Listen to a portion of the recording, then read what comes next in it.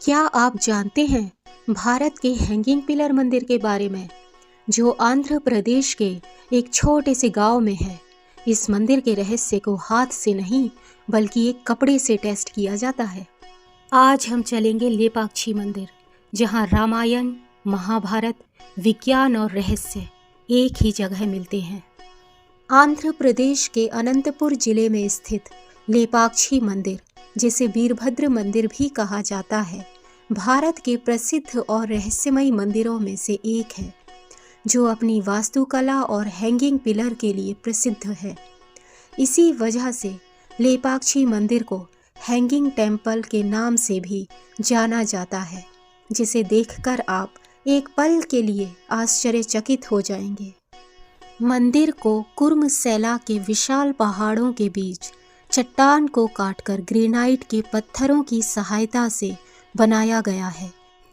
यह पहाड़ एक कछुए के आकार में है, इसलिए इन्हें कुर्मसेला या कुर्मासेलम के नाम से जाना जाता है।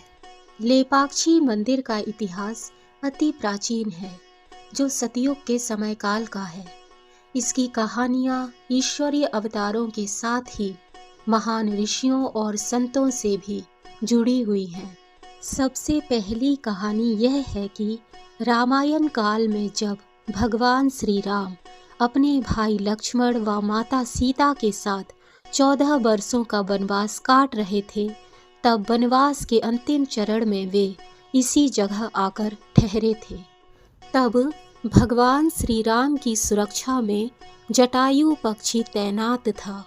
तब दुष्ट रावण ने मारीच की सहायता से माता सीता का अपहरण कर लिया और उन्हें पुष्पक विमान में बिठाकर लंका ले जाने लगा। यह घटना अपनी आंखों के सामने होता देख जटायु ने आसमान में रावण के साथ भीषण युद्ध किया, लेकिन अंत में रावण की शक्तियों के आगे वह हार गया। रावण ने जटायु का एक पंख अपनी तलवार से काट दिया, जिस कारण जटायु राम नाम चिल्लाते हुए इसी जगह पर गिरे थे। कुछ समय बाद जब भगवान श्री राम माता सीता जी की खोज में यहाँ आए, तो उन्हें जटायु कराहते हुए मिले। तब भगवान श्री राम जटायु का सिर अपनी गोद में रखकर बार बार लेपाक्षी बोले, जो एक तेलुगु भाषा का शब्द है, जिसका अर्थ हिंदी में उठो पक्षी है। जटायु ने श्री राम की गोद में सिर रखे हुए संपूर्ण घटना कही और श्री राम की गोद में अपनी अंतिम सांसें ली। अपनी नम आँखों से भगवान श्री राम ने जटायु का अंतिम संस्कार यहीं किया। तब से इस स्थल का नाम लेपाक्षी और मंदिर का नाम लेपाक्षी मंदिर हुआ। भगवान श्री राम ने जटायु के अंतिम संस्कार के बाद यहाँ एक शिवलिंग की स्थापना भी की तथा हनुमान जी के द्वारा भी यहाँ एक शिवलिंग स्थापित किया गया था। एक और चीज इस मंदिर को अद्वितीय बनाती है, वो है माँ सीता के चरण चिन्ह। मंदिर के अंदर एक विशालकाय पैर की छाप है। प्रचलित मान्यता के अनुसार यह माता सीता के पैर की छाप है। दरअसल जब रावण माता सीता को पुष्पक विमान में बिठाकर लंका ले जा रहा था और जटायु घायल होकर यहाँ गिर गए थे, तब माता सीता ने श्री राम को संदेश देने के लिए अपने पैर की छाप यहाँ छोड़ी थी, जो यहाँ आने वाले श्रद्धालुओं के लिए पूजनीय है। लेपाक्षी मंदिर से जुड़ी दूसरी कहानी, जिसे आप जानते हैं कि दक्ष प्रजापति के द्वारा भगवान शिव का अपमान करने और फिर माता सती के आत्मदाह के बाद भगवान शिव का एक रुद्र रूप प्रकट हुआ था, जिसका नाम था वीरभद्र। इसी वीरभद्र ने राजा दक्ष का गला काटकर चारों ओर त्राहिमाम मचाया। इस घटना के कई वर्षों बाद महर्षि अगस्त्य मुनि ने शिवजी के वीरभद्र रूप को समर्पित एक विशाल शिवलिंग व मंदिर का निर्माण यहाँ करवाया था। और रहस्य बड़ा ही आश्चर्यजनक है, जिस पर शायद आपको यकीन करना बेहद मुश्किल हो। और इसी रहस्यमयी घटना ने बड़े बड़े वैज्ञानिकों के पसीने छुड़ा दिए।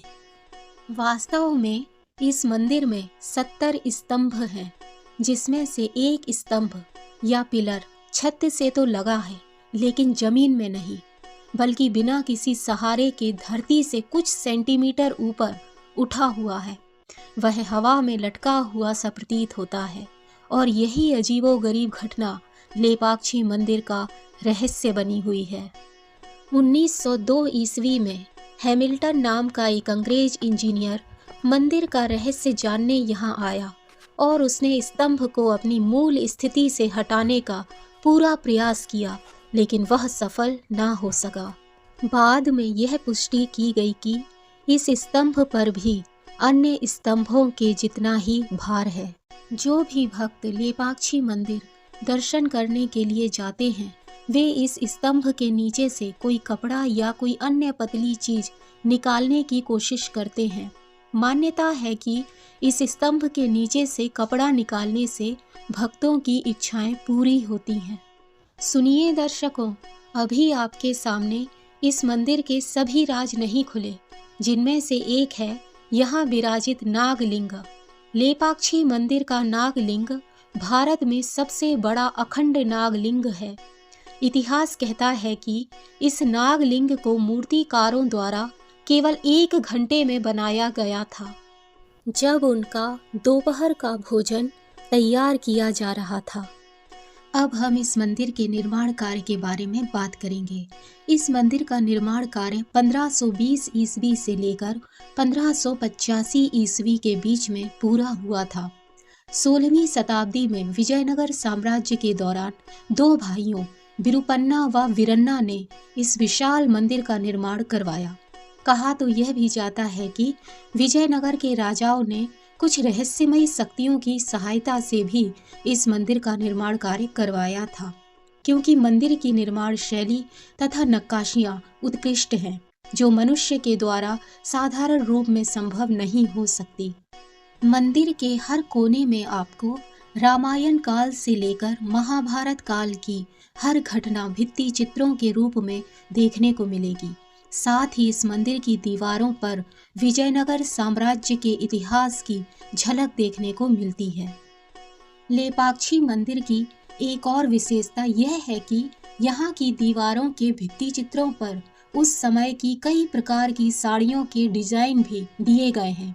इसलिए देश विदेश से कई विशेषज्ञ व साड़ियों के जानकार इन्हें देखने और इनका विश्लेषण करने यहाँ आते हैं। यह वीडियो देखने और सुनने के बाद आपके अंदर यहाँ आने की इच्छा जरूर जागी होगी, तो आपकी सुविधा के लिए यह बताना जरूरी है कि लेपाक्षी मंदिर पर्यटकों और श्रद्धालुओं के घूमने के लिए सुबह 6 बजे से शाम 6 बजे तक खुलता है। आप इस दौरान कभी भी लेपाक्षी मंदिर के लिए आ सकते हैं। मंदिर में प्रसाद के रूप में सुपारी दी जाती है। यहाँ की यात्रा के लिए अक्टूबर से मार्च तक का समय बेहतर होता है।